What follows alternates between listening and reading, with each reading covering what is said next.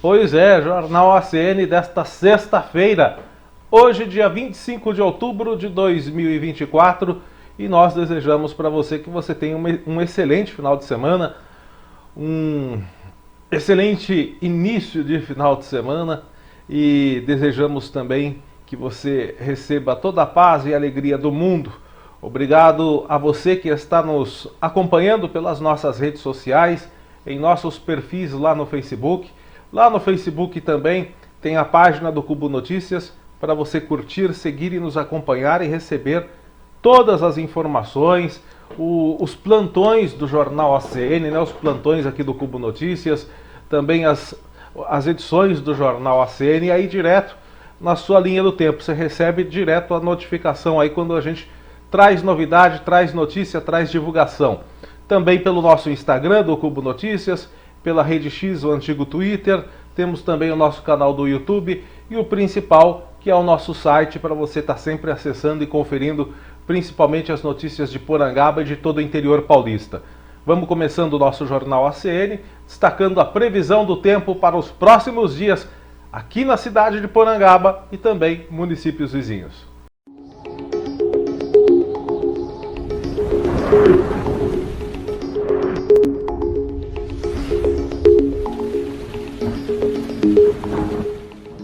Pois bem, gente, hoje um dos assuntos que nós iremos destacar aqui, né, no nosso Jornal ACN são os resultados causados pelas fortes chuvas que atingiram a região, o interior do estado de São Paulo, ontem, no final da tarde, comecinho da noite, por volta das 17 horas, às 17 horas e 30 minutos por aí, né?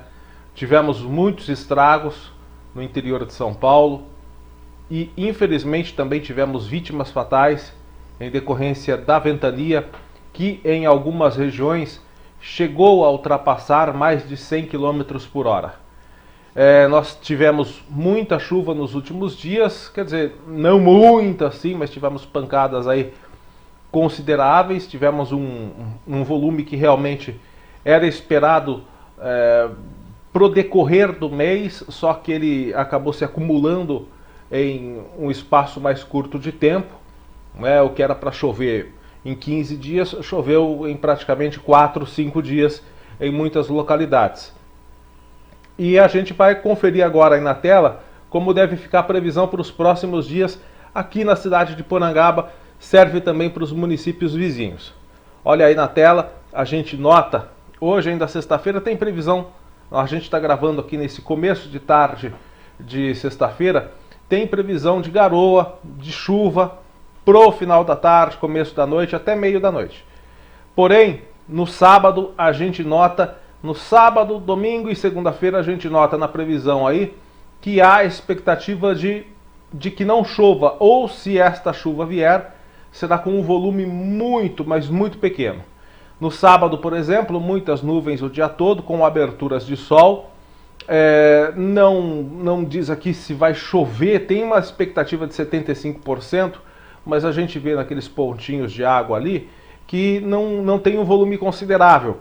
Ou seja, se a chuva vier para o sábado, será em forma de garoa. Essa é a possibilidade. Teremos ainda no sábado sensação de abafamento, 32 graus de máxima, mínima de 20. Já no domingo, tem uma chegada mais acentuada dessa frente fria que chega por causa do ciclone extratropical que está na região sul do Brasil. Ele avança mais aqui para o sudeste, trazendo uma queda considerável na temperatura. Domingo, com sol, entre muitas nuvens durante o dia, vai ter até bastante período de céu nublado e noite também com muitas nuvens. Se vier chuva, será em forma de garoa também no domingo. Temperatura máxima no domingo não vai passar dos 25 graus e a mínima vai ficar nos 17. Mesma coisa praticamente na segunda-feira. Sol com muitas nuvens, uma nebulosidade bem forte, com período de céu nublado também, e à noite também com período de muitas nuvens, né? Uma noite com bastante nuvens, e teremos também uma temperatura relativamente agradável, 27 graus de máxima, mínima de 17. Na terça-feira, terça-feira tem possibilidade da chuva retornar com um pouquinho mais de de volume, né? Podemos dizer assim. Na terça-feira, dia 29, sol com muitas nuvens, tem pancadas de chuva principalmente entre o final da tarde e começo da noite, e o céu vai ficar nublado com possibilidade de garoa à noite, tá bom? Então, durante o dia, possibilidade dessas pancadas de chuva. Não há expectativa por enquanto, pelo menos é o que diz aqui, de pancadas fortes, tá bom? E à noite deve ser garoa, isso na terça-feira. Temperatura também vai ficar agradável na terça, teremos 58% aqui de probabilidade de chuva. Teremos 26 graus de máxima, já pensou 58 graus de máxima? É impossível, né? 26 graus de máxima, mínima de 17 para terça-feira, ok? Então a chuva deve diminuir, não deve encerrar, né? Serão dias ainda bastante úmidos, com bastante nebulosidade, mas deve diminuir e a temperatura dá uma leve atenuada nos próximos dias. Bom, gente, vamos conferir agora, aqui na região, os estragos que as chuvas de ontem causaram na nossa região, no nosso interior de São Paulo. A gente vai começar por onde? Por Paranapanema, olha só. Essa escola atende mais de 500 crianças de 4 a 11 anos e foi completamente destelhada durante o temporal de ontem à tarde. Essa escola aí fica no distrito Campos de Olambra, em Paranapanema. Apesar dos estragos, graças a Deus, ninguém se feriu. De acordo com a prefeitura, a escola Deise Aparecida Espoloar Trevisani também foi completamente destelhada, tá aí as imagens. Isso por causa dos ventos muito fortes que beiraram aí os 90 km por hora. Ainda segundo a prefeitura, as aulas estão suspensas até segunda-feira. O executivo pede a compreensão e diz que está tomando todas as providências para restabelecer a estrutura. Também aqui no interior de São Paulo, em Tietê, outra escola com aulas suspensas após alagamento e estragos causados pelas chuvas de ontem. A EMEB, professora Maria José Pires Biagione, no bairro Terras de Santa Maria, teve metade das salas de aula alagadas. As salas também tiveram parte da estrutura do teto de madeira danificada e ao G1, a secretaria da escola informou que os alunos prejudicados são estudantes do 1º ao 4º ano e que eles tiveram as aulas suspensas hoje, porém a orientação da Secretaria de Educação do município seria manter as aulas para as salas que não foram afetadas pelas chuvas. Então, a turma que teve as salas afetadas não tem aula, mas os que não tiveram hoje foram à escola. Em Boituva também, bastante estrago em Boituva, há vários pontos, né, onde foram mostrados quedas de árvore, casas destelhadas. Em Boituva, a Defesa Civil registrou ventos de 60 km por hora. Foram registrados também 40 milímetros de chuva em 6 horas. E a Defesa Civil informou que houve quedas de árvore, não informou sobre feridos. Há também registros de diversas residências que foram destelhadas em Boituva. São Miguel Arcanjo, voltando ali para a região de Itapetininga. São Miguel Arcanjo, chuva forte que atingiu a região dos bairros rurais Colinas e Brejaúva ontem à tarde. Provocou diversos estragos. O vendaval destelhou casas, derrubou uma rede de alta tensão, árvores caíram sobre a estrada, não houve feridos, graças a Deus. As equipes da Defesa Civil lá de São Miguel e também a concessionária de energia foram acionadas. Uma estufa também foi destelhada devido à força, né, dos ventos ontem à tarde. Agora, uma das cidades que tiveram as cenas mais assim, chocantes, que a gente até coloca aí, foi a cidade de Avaré. Esse temporal foi acompanhado de rajadas de vento que destruiu um dos barracões da Exposição Municipal Agropecuária de Avaré, a EMAPA. Assustou e muito os presentes, os participantes que estavam lá no local, né? Nas imagens a gente vê aí a estrutura do barracão cedendo, o telhado levantando com a força do vento. A Copa Avaré Tambor e Baliza, que começou na quinta-feira, iria até amanhã, sábado, estava em andamento quando parte da estrutura caiu. E segundo a organização, tinha cerca de 150 pessoas no barracão de provas no momento que o vendaval começou. É o vídeo que nós colocamos já nas nossas redes sociais, que você está vendo aí, só que sem som, né? Mas mostrando o desespero das pessoas que estavam ali debaixo. Ao todo já estavam no recinto da EMAPA para os dias de evento cerca de 250 animais, tinha 250 cavalos, bovinos que estavam ali, além de lojistas e expositores. Outros pontos da cidade também registraram estragos. De acordo com a Defesa Civil do Estado, choveu 22 milímetros nas últimas 6 horas em Avaré. Há registro de quedas de árvores, como a gente vê aí, uma árvore chegou a cair em cima de um carro, destelhamento de residências, e a Prefeitura de Avaré informou que equipes ainda estão trabalhando para atender os moradores, principalmente os que tiveram aí prejuízo com destelhamento de suas residências. Bom, gente, ainda falando das fortes chuvas que atingiram a nossa região, também na região de Itapetininga, lá na cidade de Campina do Monte Alegre, a gente vê aí que um forte vendaval atingiu a cidade de Campina do Monte Alegre ontem à tarde, e segundo a Defesa Civil do município, as rajadas de vento chegaram a aproximadamente 70 km por hora. Diversas árvores caíram, uma delas atingiu esse ônibus que você vê nas imagens aí, mas graças a Deus não teve feridos. O ônibus foi atingido por essa árvore lá na rodovia Laurice Simões de Barros. O veículo estava transportando pacientes de Campina do Monte Alegre, que haviam realizado consultas médicas em cidades da região, como Itapetininga e Sorocaba. De acordo com a Defesa Civil, lá no distrito de Salto, foi registrada a queda de outras 3 árvores. Já no CDHU-D, um fio de energia foi derrubado pela força do vento. A concessionária de energia foi acionada e está trabalhando para restabelecer os serviços. Parece que hoje de manhã retornou o serviço de energia lá nesses bairros em Campina do Monte Alegre. Enfim, né? Ainda bem que não é igual a cidade de São Paulo, que o pessoal fica mais de uma semana sem energia. Mas ainda falando do temporal que atingiu aqui o interior de São Paulo ontem, infelizmente há registros de mortes em decorrência desse temporal que passou por aqui ontem no início da noite, final da tarde. A gente vê aí essa mulher de 47 anos, ela morreu. Ela foi atingida por um muro que desabou durante a chuva e o vento forte que atingiu a cidade de Itapeva.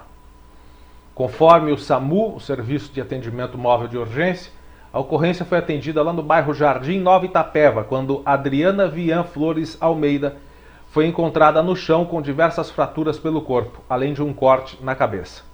A equipe fez os procedimentos iniciais, tentaram estabilizar a vítima, contou com o apoio do Corpo de Bombeiros para levá-la ao pronto-socorro. A ouvidoria da Santa Casa de Itapeva declarou que a Adriana não resistiu aos ferimentos e o corpo foi encaminhado para o Instituto Médico Legal de Sorocaba. Ela deve ser sepultada amanhã, sábado, lá no cemitério municipal de Itapeva. Outra vítima desse temporal de ontem é essa jovem de 27 anos. Ela estava dentro de um carro e ela morreu atingida por um poste de um comércio lá no bairro Cidade Nova, em Itu, durante a ventania.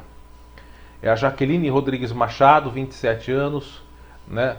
Ela estava no banco do passageiro de um carro, acompanhada do pai, na Avenida da Felicidade, quando houve a queda desse poste.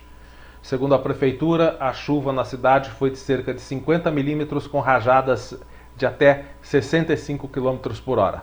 O pai da jovem relatou à polícia que o carro passava pelo local quando o poste quebrou e destruiu parte do telhado durante a ventania, por volta das 17 horas. A estrutura atingiu o braço e as costas da jovem que estava dentro do carro. Gente, aproveitando em falar em poste, só dar um alerta para as autoridades de Porangaba, e creio que agora compete à Prefeitura de Porangaba, né? Compete à Prefeitura de Porangaba, sim, porque a parte de iluminação pública de postes de ruas, desde 2014, 1º de janeiro de 2014, pertence ao município. Então, atenção, Prefeitura, esse poste, eu vou colocar a imagem aí, fica aí pertinho do trevo de Porangaba, né? Muito perto do trevo. Eu já falei há uns 3, 4 anos desse poste aí. Esse poste está cada vez mais torto. Cada vez mais torto. Então, é interessante que vocês façam a substituição ou a substituição do poste ou a recolocação dele com um material ali mais firme, recavando buraco, fazendo o enchimento ali da base com cimento, porque está cada vez mais torto esse poste aí, pertinho do trevo de Porangaba. Cada vez mais torto. E está há anos assim, há anos. E ninguém toma providência nenhuma. Então pode também trazer risco nesse período de ventanias que serão cada vez mais comuns em decorrência da mudança climática, né, no mundo, né? Então, uma pessoa pode estar passando aí na avenida com o carro, dá uma ventania, esse poste que já está torto, já está pendendo mais do que não sei o que, está pendendo mais do que eu, pega e vem e tomba e cai em cima do carro de alguém, mata alguém, aí vai ser pior, né? Bom, gente, voltando para os assuntos aqui da região, olha só, tem jeito não, né? Combate ao tráfico de drogas no Brasil, enquanto estiver indo só nas mulas, né? As mulas são os transportadores das drogas. Quanto não for nos peixes grandes, nos mega traficantes que a gente sabe que não estão nas favelas, estão espalhados aí em palacetes, em gabinetes e enfim, né? Quanto a gente não for nos peixes grandes, os responsáveis pelo narcotráfico no Brasil, nada vai mudar. Esse daí é o caso de mais um casal de mula, né? Transportadores de droga. Esse casal que transportava pasta base de cocaína, medicamentos abortivos, anabolizantes, cigarros eletrônicos, eles foram detidos, esses dois, um casal, né? Em Itapetininga, na quarta-feira. Conforme a Secretaria de Segurança Pública, a dupla estava numa carreta e foi abordada no quilômetro 187 da Raposo Tavares, enquanto a Polícia Militar estava realizando a operação conjunta com a Polícia Federal ali na região. Então a Polícia Federal já estava esperando. A Polícia Militar Rodoviária, quando está junto com a Polícia Federal, é porque eles já sabem o que vai passar ali, quando vai passar ali, né? Então eles já sabem. Então eles já estavam ali esperando e durante a inspeção do veículo a equipe encontrou mais de 100 quilos de pasta base de cocaína. Isso daí deve valer, olha, eu não faço nem ideia, mas 100 quilos de pasta base de cocaína deve valer alguns milhões de reais. Também 1.500 cigarros eletrônicos com derivados de maconha e aproximadamente 10 mil unidades de medicamentos anabolizantes e abortivos. A polícia dupla confessou o crime e contou que havia adquirido a carga na cidade de Foz do Iguaçu com destino à capital paulista. Eles adquiriram ou eles estavam transportando? Sei não, hein? Olha, uma carga neste valor, acho meio difícil que seja deles. Eu acho que eles estavam fazendo o transporte. Mas enfim, né? É que se eles dão o nome do dono da bagulhada toda, é pior para eles. Então eles falam que é deles mesmo, que eles adquiriram. Enfim, o homem e a mulher foram detidos, foram encaminhados ao departamento da Polícia Federal em Sorocaba. Foi feito um boletim de ocorrência por tráfico internacional de drogas e contrabando. A mulher foi ouvida e liberada, e o homem ficou preso. Por que a mulher foi liberada? Tá brincando comigo? Pegadinho? Não, tô brincando, falando sério. Entendi. Não entendi. A mulher foi ouvida e liberada? O homem ficou preso? Mas não são os dois? Os dois não estavam traficando? Ah, né? As leis sempre favorecendo as mulheres. Enfim. Um ônibus que transportava... Agora nós vamos falar, gente, de dois acidentes que aconteceram aqui na Castelo Branco, próximos da gente.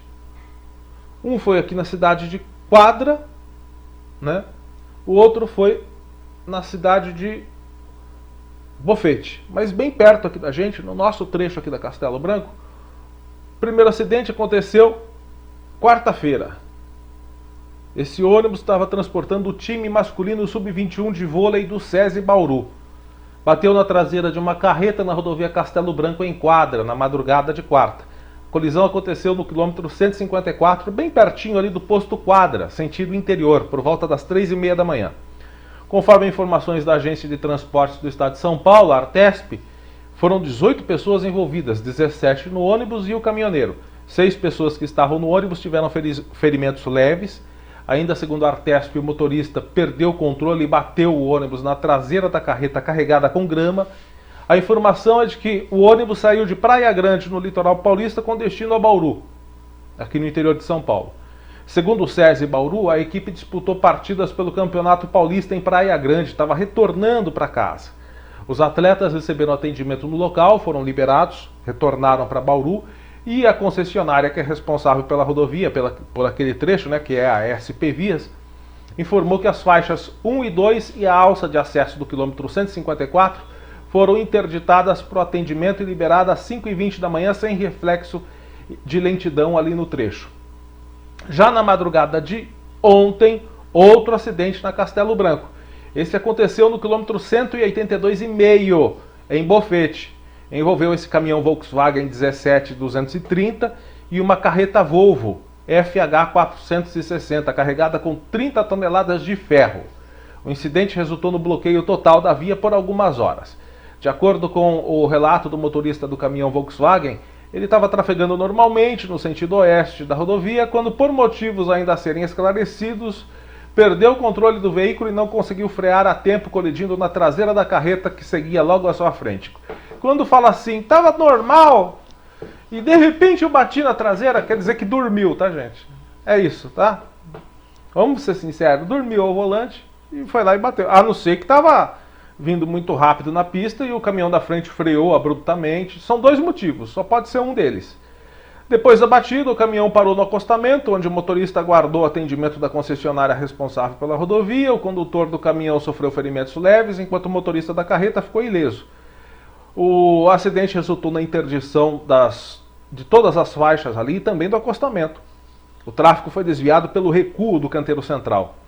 Os veículos envolvidos, os dois caminhões envolvidos nesse acidente, né, eles foram retirados do local e a rodovia foi liberada para o tráfego às 4h30 da manhã. As autoridades continuam investigando as causas do acidente. Outro acidente na Castelo Branco.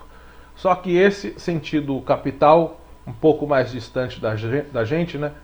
Mas infelizmente esse acidente teve vítima fatal aqui na Castelo Branco. Foi na altura do município de Itu, onde uma criança de 3 anos morreu após a caminhonete em que ele estava capotar na rodovia Castelo Branco. Foi na tarde de quarta-feira, outras 3 pessoas que estavam no veículo também ficaram feridas. De acordo com a Agência de Transportes do Estado de São Paulo, o motorista estava trafegando pelo quilômetro 7,3 quando perdeu o controle da direção e capotou o veículo. A pista estava molhada. Segundo a Polícia Rodoviária, os 4 passageiros, incluindo 2 crianças, foram socorridos e encaminhados para a UPA do Éden, em Sorocaba. Já a criança de 3 anos não resistiu aos ferimentos. Devido ao acidente, o acostamento precisou ser interditado, né, até a publicação da reportagem que aconteceu ontem, né, foram registrados 500 metros de lentidão do quilômetro 72,5 ao 73. Olha, essas caminhonetes aí pela Castelo Branco, quem trafega pela Castelo Branco nota que essas caminhonetes e SUVs passam em muito acima dos 120 km por hora. Os caras acham que estão numa caminhonete, estão num foguete, né? Aí dá nisso.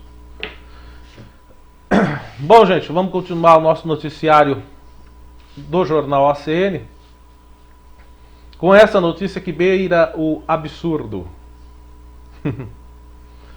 Não é tão absurdo assim, porque nós estamos no Brasil. Que merda, hein? Aqui é Brasil, gente. Aqui acontece de tudo.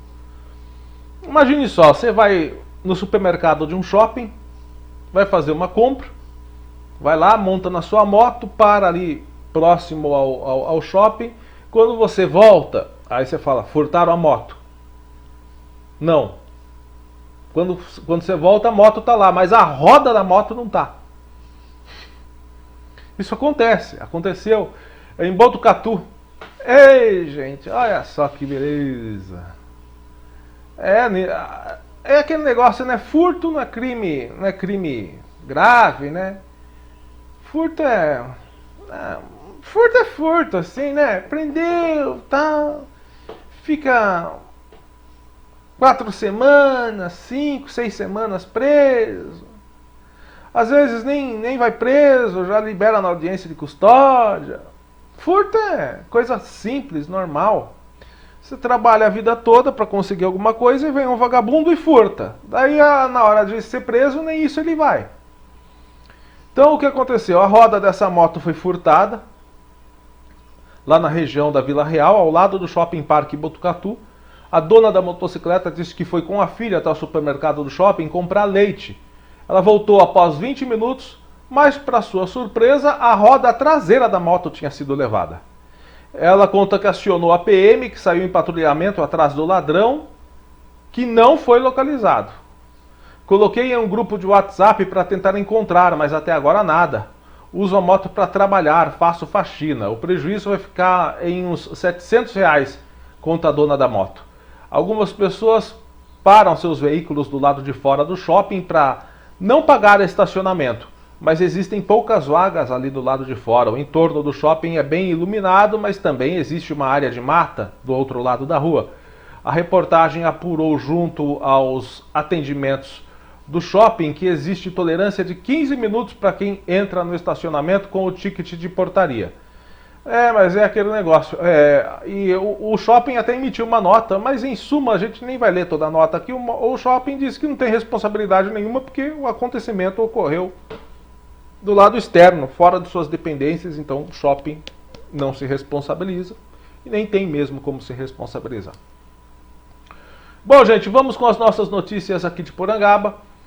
Notícias do nosso município. Hoje a gente não tem muitas notícias aqui de Porangaba, mas a gente tem um assunto polêmico para levantar aqui a respeito do seguinte.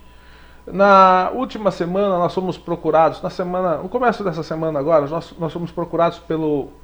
já foi na semana passada. Final da semana passada. Nós fomos procurados pelo ex-vereador Estevão Maier. Todo mundo conhece como Estevinho.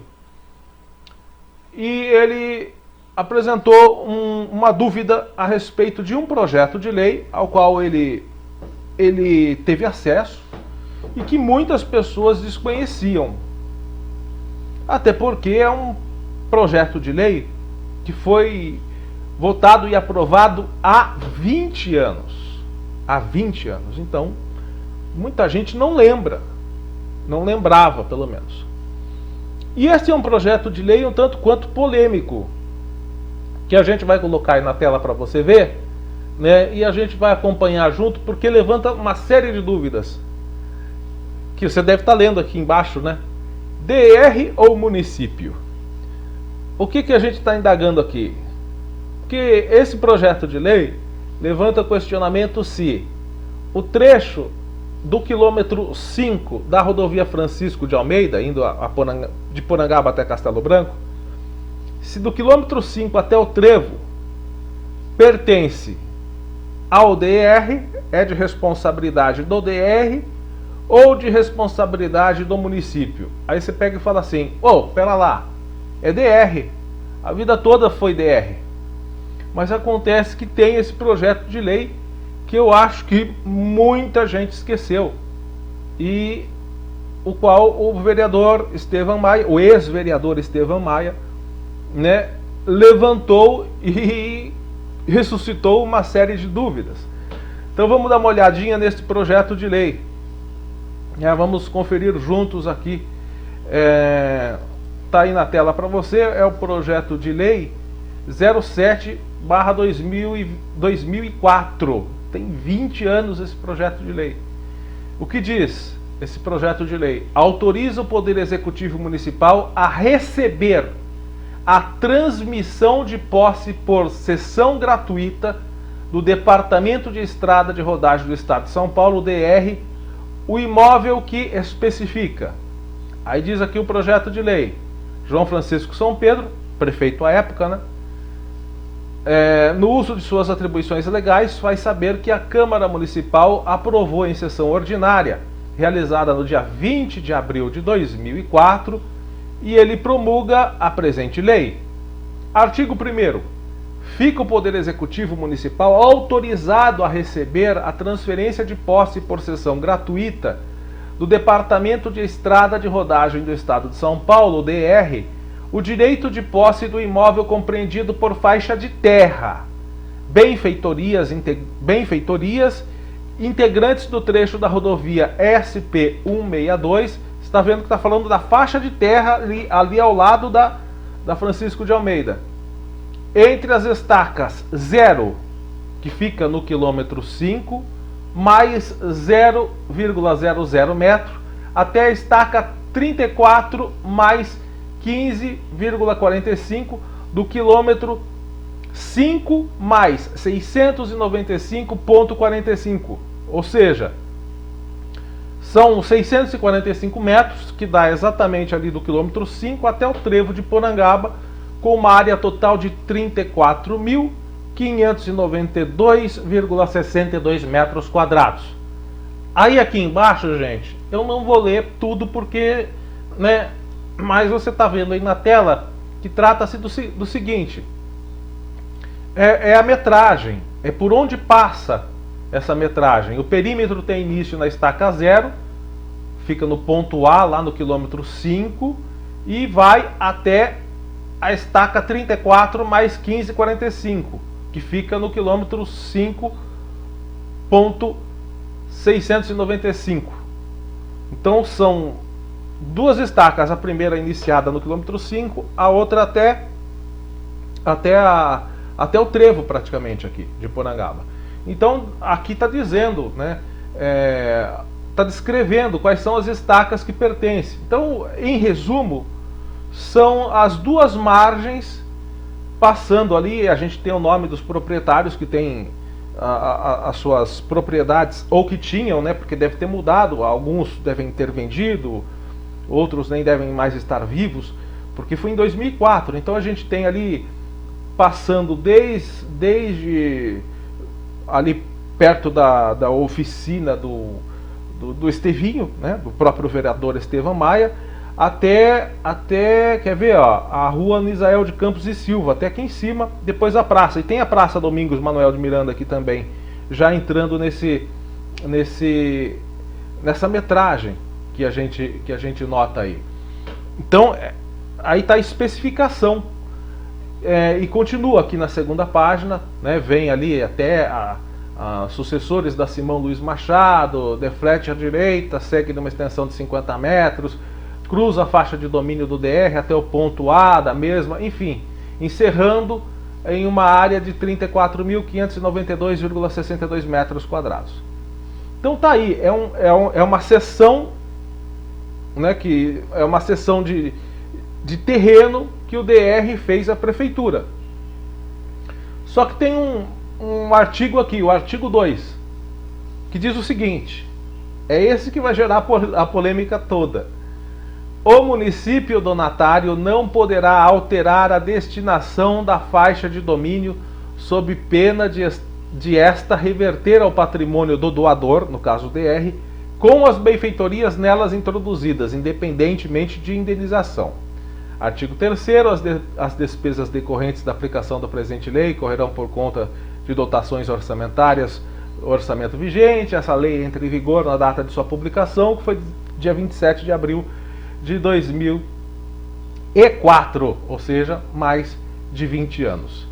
Então agora fica uma série de questionamentos: a quem pertence essa faixa de domínio que margeia a Francisco de Almeida do trevo até o quilômetro 5. Bom, o vereador Estevão Maia, ex-vereador Estevão Maia, fique bem claro, o ex-vereador Estevão Maia, ele disse também que questionou um advogado. Ele disse que perguntou ao doutor Roberto do Amaral Paes, doutor Beto Paes, sobre esse artigo 2º. No entendimento do Dr. Beto Paes, diz o seguinte: o artigo 2º estabelece uma cláusula restritiva quanto à destinação de um bem doado ao município.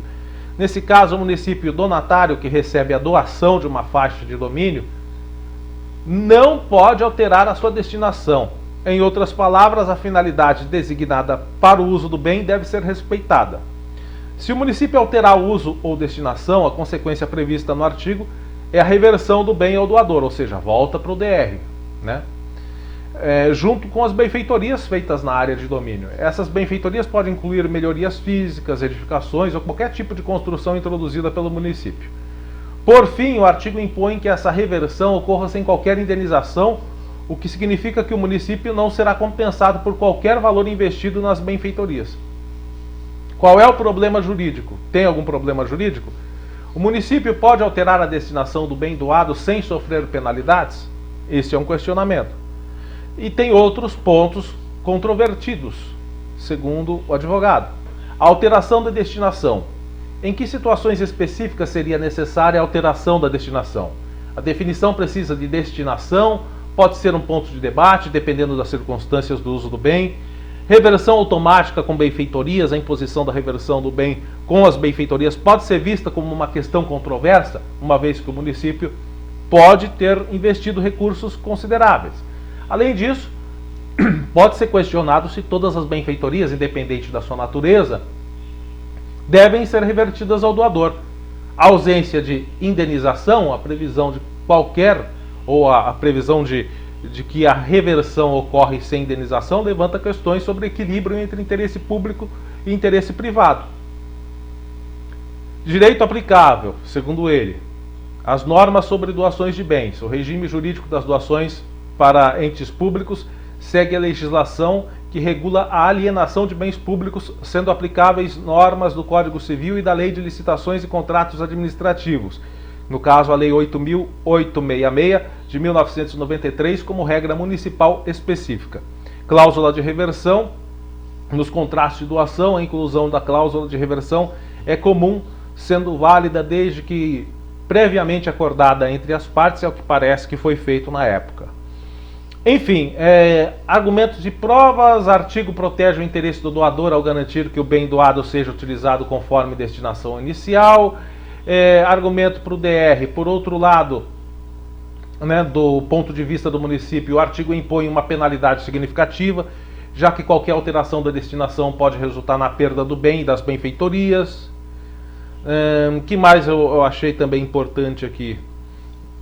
O artigo 2º da lei municipal impõe uma restrição rígida ao município donatário, exigindo que este respeite a destinação do bem doado, caso contrário o bem retorna ao doador. Enfim, esses já foram pontos explicados. Agora, levanta outras questões também, né? Nós também entramos em contato com o prefeito Cal e ele disse que a sua assessoria já está junto à Câmara Municipal, revisando o que foi tratado nesse projeto de lei à época, para descobrir o que o município pode ou não pode fazer nessa área. Por exemplo, com este projeto de lei, a prefeitura pode, por exemplo, construir um portal ali no local? Com este projeto de lei, a prefeitura pode, por exemplo, já colocar iluminação pública, já investir na iluminação pública sem depender da autorização do DR? Pela lei, sim. Né? Pela lei, pode. Como é que fica, por exemplo, a fiscalização desse trecho? Quem é que vai fazer? Polícia Rodoviária pode fazer? Se este é um perímetro urbano municipal, né? E se essa área destinada agora pertence ao município, quem que vai fazer a fiscalização? A Polícia Rodoviária ou militar? A conservação da pista, do leito carroçável? DR ou prefeitura? Prefeitura, por exemplo, pode colocar redutor de velocidade agora? Tendo a existência dessa lei, pode colocar o redutor de velocidade no quilômetro 5, que tem tantos acidentes, muitos fatais, infelizmente. Agora, na questão de acidente, se acontecer um acidente aí no quilômetro 5, o DER vai poder dar assistência do quilômetro 5 até o trevo? Porque sempre que tem assistência ali, o DR dá uma ajuda, né? Como quando tem acidente nas estradas aqui estaduais que circulam a nossa cidade, a ajuda do DR é de tremenda valia. No domingo retrasado a gente esteve lá na rodovia, na estrada vicinal João Leme da Silva, onde aconteceu aquele acidente com o motociclista que infelizmente morreu. Ali é uma vicinal, estrada municipal, não teve apoio do DR. É muito inseguro o local de acidente quando não tem o apoio do DR. Então são várias e várias polêmicas que se criaram em decorrência da ressuscitação desta lei.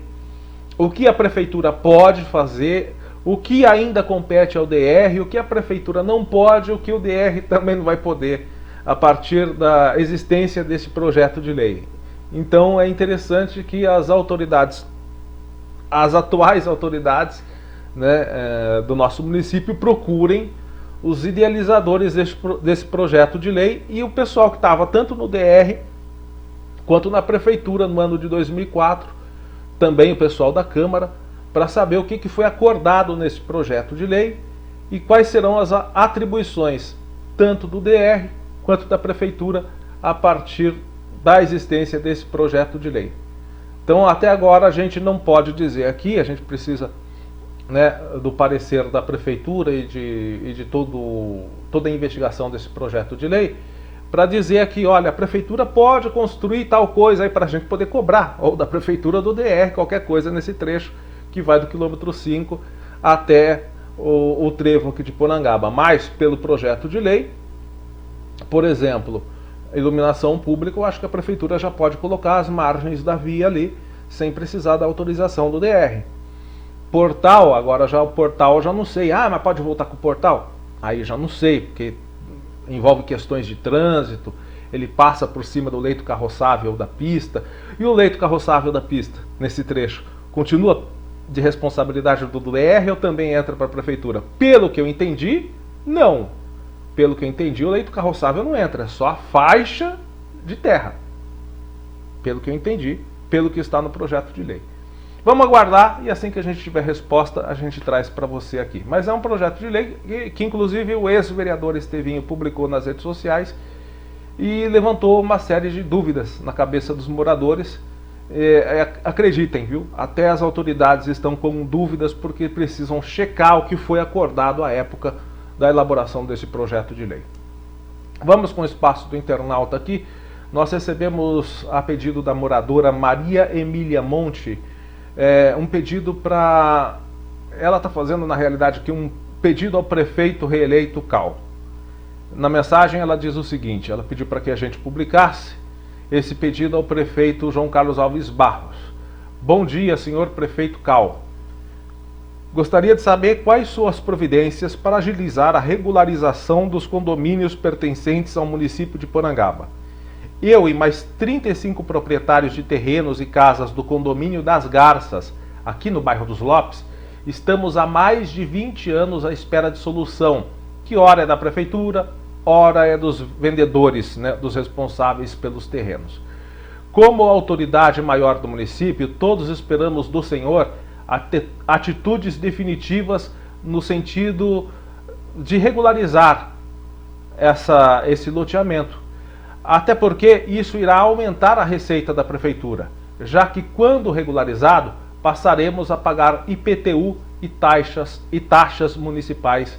Agradece aqui a Maria Emília Monte e os 35 proprietários de terrenos e casas do condomínio das Garças, lá no bairro dos Lopes. A realidade, gente, é que sim, os moradores desses terrenos aí, eles querem contribuir com o município. Mas a realidade é que eles anseiam pela regularização desse loteamento porque também precisam de água potável. A gente já falou há cerca de uns 3 anos, a pedido dos moradores lá também, porque a ligação, falamos há uns 3 anos e no começo do ano também, a ligação de água passa na frente, mas não pode ser levado para dentro do loteamento justamente por ele ser considerado irregular. Então fica aí o pedido dos moradores mais uma vez para a agilização da regularização deste loteamento e de outros que dependem da regularização para depois receber os benefícios da água potável, dos serviços públicos e, lógico, né, para que eles também possam contribuir com a receita do município. Bom, gente, nós vamos finalizando o Jornal ACN, né, com imagens aí. Deixa eu colocar imagens aí. A gente quer finalizar com boas imagens registradas pelo Vanderlei Silva. Ontem, durante o temporal aqui na cidade de Porangaba, o céu deu uma rápida abertura ali para a região oeste, que é onde se põe o sol, e durante esta rápida abertura, porque depois logo voltou a chover de novo, durante essa rápida abertura do sol, né, durante a chuva, proporcionou, juntamente com as luzes e o espelhamento da água, essa linda visão que foi vista aqui na cidade de Porangaba ontem durante o pôr do sol. É com essa imagem que a gente gostaria de finalizar a edição do Jornal OCN de hoje, imagem essa registrada pelo Vanderlei Silva. Um forte abraço a todos, fiquem com a santa paz de Deus e até a próxima.